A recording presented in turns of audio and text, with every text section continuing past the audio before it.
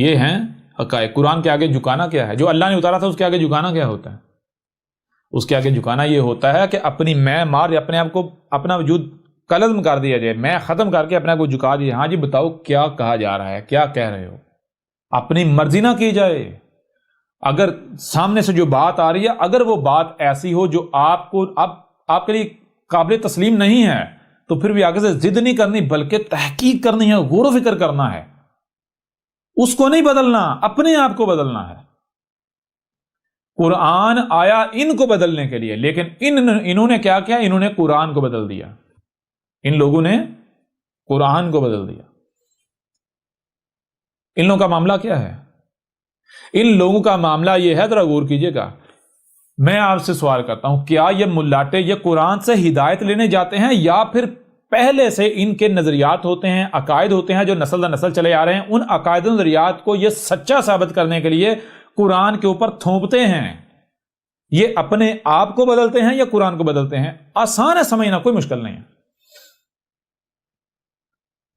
الصلاۃ کا حکم دیا گیا, قرآن میں الصلاۃ کا کہا گیا, تو کیا کرنا چاہیے تھا؟ خود کو قرآن کے آگے سرنڈر کرنا چاہیے تھا, ہمیں بتا الصلاۃ کیا ہے. ٹھیک ہے جی. لیکن انہوں نے کیا کیا؟ پہلے سے نماز چلی آ رہی ہے ان کے ہاں, اباؤ اجداد سے جو چلا آ رہا ہے, انہوں نے اس کو سامنے رکھ کے اس کو نہیں بدلا, اپنے آپ کو نہیں بدلا, اپنے آپ کو نہیں بدلنا. جو اپنے عقائد ہیں, اپنے نظریات ہیں, ان کو نہیں بدلنا, اپنے آپ کو نہیں بدلنا, بلکہ اگر قرآن کی طرف جایا جاتا ہے تو قرآن کو بدلنے کے لیے جاتے ہیں. میں آپ سے سوال کرتا ہوں کہ اگر آپ قرآن کی طرف جاتے ہیں کیوں جائیں گے؟ دعویٰ کیا ہوگا؟ دعویٰ آپ کرتے ہیں ہم اپنے آپ کو بدلنے کی ہدایت کے لیے جا رہے ہیں. ہدایت کی ضرورت کسے ہوتی ہے؟ ہدایت کے لیے آپ کو پہلے اپنے آپ کو غلط تسلیم کرنا ہوگا, اپنے آپ کو باطل تسلیم کرنا ہوگا. آپ کو تسلیم کرنا ہوگا کہ اس سے پہلے میرے پاس, یعنی کہ مثال کو اگر آپ قرآن کی طرف جاتے ہیں تو قرآن میں کیا ہے؟ قرآن میں صلاۃ کا ذکر ہے, سب کچھ ہے یا نہیں ہے؟ تو چلو جو بھی اس قرآن کے اندر ہے آپ مانتے ہیں, جو قرآن کے اندر ہے اس کو جاننے کے لیے, اس کے حوالے سے قرآن سے رہنمائی لینے کے لیے جب آپ قرآن کی طرف جاتے ہیں تو اپنے دماغ کو خالی کر کے جانا چاہیے. ٹھیک ہے نا, خالی کر کے جانا چاہیے. اور اگر آپ خالی کر کے نہیں جاتے تو آپ کیا کرنے جا رہے ہیں؟ آپ لامحالہ طور پہ تو قرآن کو بدلیں گے. آپ قرآن سے ہدایت لینے تھوڑی جا رہے ہیں, آپ تو قرآن کو بدلنے جا رہے ہیں. اوکے, یہی نہیں کیا جاتا. پہلے سے عقائد و نظریات, یعنی یہ تو بھائی ہم تو پیدائشی ہیں ہی جنتی, ہم تو ہیں ہی جنتی. ہر فرقہ جو ہے, میں آپ سے سوال کرتا ہوں کہ ہر فرقہ جو عمل کر رہا ہے وہ اپنے عمل کو قرآن سے ثابت کرتا ہے. وہ کہتا ہے یہ عمل قرآن میں ہے, قرآن میں اللہ نے ایسا کہا ہے. وہ بھائی یہ کیسا قرآن ہے جو کہہ رہا ہے بریلوی جو کہہ رہا ہے وہ بھی ٹھیک ہے, اہل حدیث جو کر رہا ہے وہ بھی ٹھیک ہے, جو دیوبندی کر رہا ہے وہ بھی ٹھیک ہے, جو حیاتی کر رہا ہے وہ بھی ٹھیک ہے, جو مماتی کر رہا ہے وہ بھی ٹھیک ہے, جو صوفی کر رہا ہے وہ بھی ٹھیک ہے. حالانکہ سب مختلف کر رہے ہیں, سب آپس میں اختلاف کر رہے ہیں. کیا قرآن ایسا کہہ سکتا ہے؟ یہ قرآن ہوا یہ مذاق ہوا؟ ہوتا کیا ہے؟ ہر فرقہ جو ان کے پاس ہوتا ہے یہ پہلے سے طے کیے ہوئے ہیں, ہم تو ہیں ہی ہدایت یافتہ. جب تم لوگ یہ طے کیے ہوئے ہم ہیں ہدایت یافتہ, تو پھر جب اپنے آپ کو ہدایت یافتہ ڈکلیئر کر کے قرآن کی طرف جاؤ گے تو کیا قرآن سے تمہیں کچھ ملے گا یا پھر قرآن کو کچھ تم دے کے آؤ گے؟ اور بھائی لیتا وہ ہے جو فقیر ہو, جو سائل ہو, غنی نہیں لیتا. جو کہتا ہے میں غنی ہوں وہ دیتا ہے. جب آپ قرآن کی طرف جاتے ہو کبھی آپ نے غور کیا آپ کا اعلان کیا ہوتا ہے, آپ کا دعویٰ کیا ہوتا ہے؟ کہ آپ یہ کہتے ہو کہ میں سائل ہوں, میں فقیر ہوں, مجھے چاہیے, یا پھر آپ کہہ رہے ہوتے ہو کہ میں غنی ہوں, میں خود کفیل ہوں, میں فقیر نہیں ہوں, میں ہوں ہی ہدایت یافتہ. تو جب بھی آپ قرآن کو کھولتے ہیں, قرآن کی طرف جاتے ہیں, آپ کا دعویٰ کیا ہوتا ہے؟ کہ آپ یہ نہیں دعویٰ کرتے اپنے عمل سے کہ میں تو بھائی غنی ہوں, میں تو ہوں ہی ہدایت یافتہ. مجھے بتائیں وہ کون سا دن ہے جس دن آپ نے یہ اعلان کر کے اپنے آپ کو یہ کہہ کر قرآن کھولا کہ بھائی میں ایک پکا گمراہ ہوں, مجھے ہدایت کی ضرورت ہے, اس وجہ سے میں نے آ کے قرآن کو کھولا ہے. آپ اگر ڈاکٹر کے پاس جاتے ہیں کیوں جاتے ہیں؟ اگر آپ صحیح تندرست ہوں گے ڈاکٹر کے پاس جائیں گے, کلینک پہ جائیں گے؟ نہیں جائیں گے. اگر تندرست ہوں گے کلینک پہ جائیں گے تو ڈاکٹر کو کچھ دینے جائیں گے, اس سے لینے کچھ نہیں جائیں گے. آپ ڈاکٹر کے پاس جائیں گے تب جائیں گے جب آپ مریض ہوں گے, آپ اس کے محتاج ہوں گے. تو کیا یہاں جب آپ قرآن کی طرف جاتے ہیں کیا کبھی آپ محتاج بن کے گئے؟ کبھی آپ نے یہ اعلان کیا قرآن کے پاس ہے کیا؟ آپ مانتے ہیں، آپ کہتے ہیں جی قرآن کہتا ہے میں ہدایت دینے آیا ہوں، چلو ٹھیک ہے مان لیا قرآن کہتا ہے میں ہدایت دینا ہوں، چلو جی قرآن کا دعویٰ ہے نا ہدایت کا، آپ کہتے ہو مانتے ہو نا؟ تو پہلی بات، اگر آپ ہدایت یافتہ ہو تو آپ کو قرآن کی طرف جانے کی ضرورت ہی نہیں ہے، ہدایت یافتہ ہو نا، کیوں؟ قرآن نے ہدایت دینی، جب ہدایت آپ کے پاس آلریڈی ہے تو قرآن آپ کو کیا دے گا؟ کچھ بھی نہیں دے سکتا، ہدایت تو آپ کے پاس آلریڈی ہے۔ اب اگر آپ قرآن کی طرف جاتے ہو تو دو ہی صورتیں ہیں، یا تو آپ ہدایت لینے جاؤ گے یا پھر آپ قرآن کو ہدایت دینے جاؤ گے، ٹھیک ہے نا؟ قرآن سے اب ہدایت لینے تب جاؤ گے جب آپ یہ ڈکلیئر کرو گے اپنے آپ کو کہ میں گمراہ ہوں، مجھے ہدایت کی ضرورت ہے، پھر اگر آپ قرآن کی طرف جاتے ہو تو پھر آپ ہدایت لینے جاؤ گے۔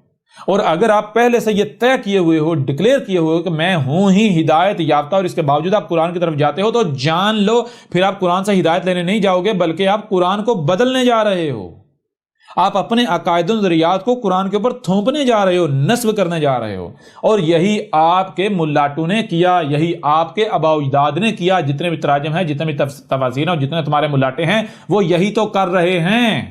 قرآن ہی کو تو بدلا ہے تم لوگوں نے خود کو تھوڑے بدلا ہے۔ اب پریکٹیکل دیکھ لو، اگر تم لوگ کہتے ہو کہ ہم قرآن کے ماننے والے ہیں، قرآن کے ماننے والے ہیں، قرآن و سنت کے ماننے والے ہیں، تمہارے اندر اختلافات ہونے چاہیے، فساد ہونا چاہیے، آسمان و زمین میں فساد ہونا چاہیے۔ یہ قرآن کیا ہے؟ قرآن جیسے گاڑی ہوتی ہے، گاڑی کی جو ہے وہ ایک بک ہوتی ہے، اس کے اندر سارا اس گاڑی کے بارے میں ساری ہدایات لکھی ہوتی ہیں، اگر ان ہدایات کے اوپر عمل کیا جائے، ہدایات کے مطابق چلا جائے تو گاڑی میں کوئی خرابی ہوگی؟ نہیں نہ آئے گی، اگر خرابی ہوگی بھی ٹھیک ہو جائے گی نا۔ تو بالکل اس طرح یہ جو قرآن ہے یہ کیا ہے؟ یہ گائیڈ بک ہے، یہ اس کائنات کی، آسمان و زمین کی۔ اگر تم اس کے مطابق چلتے ہو تو آسمان و زمین میں ایک رائی برابری خرابی ہو جائے، یہ کیسے ممکن ہے؟ کہاں لکھا ہے؟ ایسے ہو سکتا ہے؟ سوال ہی پیدا نہیں ہوتا۔ اور تم کہتے ہیں ہم جی قرآن کے مطابق چل رہے ہیں، دوسری طرف تمہارے فراڈ، دھوکے، خرابیاں، طوفان، سارا کچھ فساد ہی فساد، تو پھر قرآن جھوٹا ثابت ہو جاتا ہے۔ تو قرآن جو ہے یہ کائنات کی بک ثابت نہیں ہوتی، کتاب ثابت نہیں ہوتی کائنات کی۔ جی تم لوگ خود کو نہیں بدلتے، تم لوگ قرآن کو بدلتے ہو، تم لوگ خود کو بدلنے کے لیے قرآن کی طرف نہیں جاتے بلکہ تم لوگ قرآن کو بدلنے کے لیے قرآن کی طرف جاتے ہو، اور یہ احمد عیسیٰ نے ثابت کر دیا، دنیا کی کوئی طاقت اسے غلط ثابت کر کے دکھائے، ٹھیک ہے نا؟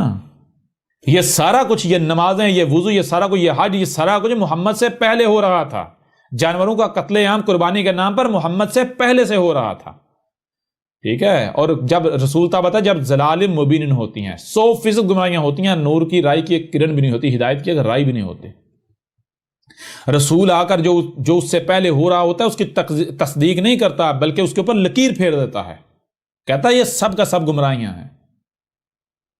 جب یہ سارا کچھ نمازیں، یہ سب کچھ محمد سے پہلے ہو رہا تھا، اور محمد آ کر کہے یہ نماز، یہ صلاۃ ہے، تو محمد رسول ہی ثابت نہیں ہوتا، تم تو اپنے اعمال سے محمد کو کذاب ڈکلیئر کرتے ہو، یہ تو تمہارا معاملہ ہے۔ پہلا اس حوالے سے آپ کے اوپر واضح ہو گیا کہ ان لوگوں نے قرآن کو بدلا، ان لوگوں نے قرآن کو بدلا، اس کے باوجود آئیں ایک دوسری طرف۔ مثال کے طور پر انہوں نے کہا یہ تراجم میں، یعنی کہ قرآن میں یہ لکھا ہوا ہے، قرآن میں غسل ہے، قرآن میں وضو ہے، قرآن میں تیمم ہے، یہ جو کچھ کر رہے ہیں جی اس کی وجہ سے قرآن میں نماز ثابت ہو جاتی ہے، ٹھیک ہے مان لیتے ہیں اگلے لمحے کے لیے، مان لیتے، لیکن کس بنیاد پر مان لیں؟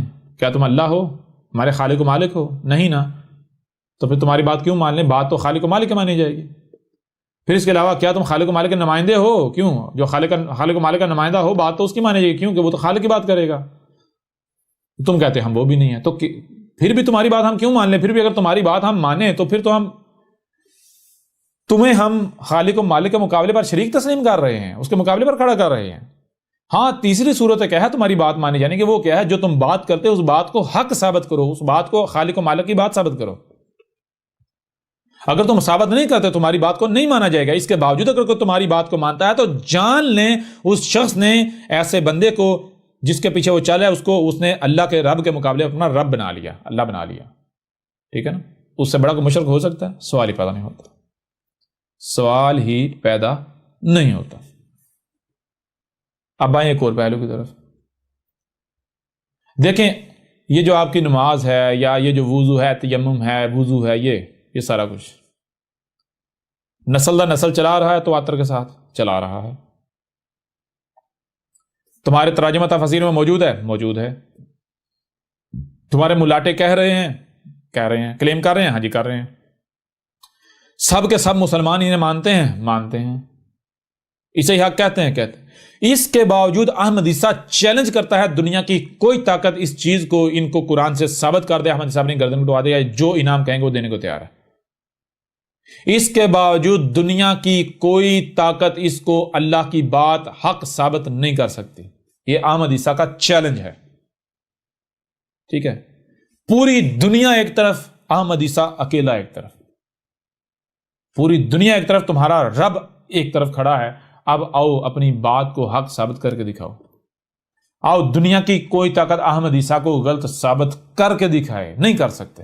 وہ حق ہی کہاں جو عاجز آ جائے، وہ حق ہی کہاں جو باطل ثابت ہو جائے، کر کے دکھاؤ، آ جاؤ میدان میں، نہیں کر سکتے۔